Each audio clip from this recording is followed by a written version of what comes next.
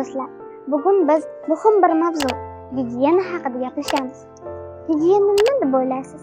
Gigiyena bu tanamizni toza saqlash va kasalliklardan himoyalanish uchun kerak bo'lgan qoidalardir.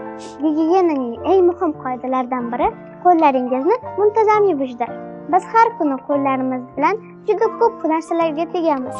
Eshik tutqichlari, o'yinchoqlar va uy hayvonlar ham. Shuning uchun qo'llarimizni sovunlab yuvishimiz kerak. Tishlarni har kuni 2 marta yuvish ham gigiyenaning muhim qismidir. Bu tishlaringizni sog'lom va mustahkam saqlaydi. Esingizda bo'lsin, tishlarni ertalab va kechqurun tozalash shart. Shuningdek, tanamizni toza saqlash uchun muntazam yuvinishimiz kerak. Dush qabul qilish teringizni tozalaydi va badanimizni toza saqlaydi. Terimiz ko'plab mikroblardan himoyalanishimizga yordam beradi. Dush qabul qilgandan keyin toza kiyim kiyishni unutmang. Har kuni toza kiyimlar kiyish ham gigiyenaga kiradi. Kir kiyimlar bakteriyalarni to'playdi va sog'lig'imizga zarar yetkazishi mumkin. Tirnoqlarimiz ham gigiyena uchun juda muhim.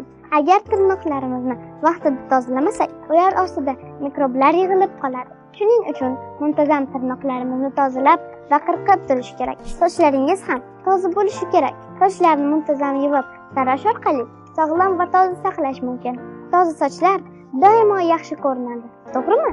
Gigiyena nafaqat o'zimizni yaxshi his qilishimiz, balki atrofdagilarga ham yaxshi ko'rinishimiz uchun kerak.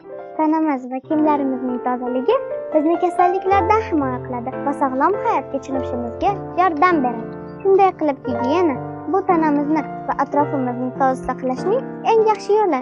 Har kuni gigiyena qoidalariga amal qilsangiz, sog'lom va baquvvat, xursand bo'lib yurasiz. Hozircha xayr, do'stlar, gigiyenaga doim e'tiborli bo'ling. Tabiiy fanlar bilan o'qish va o'sishda davom eting.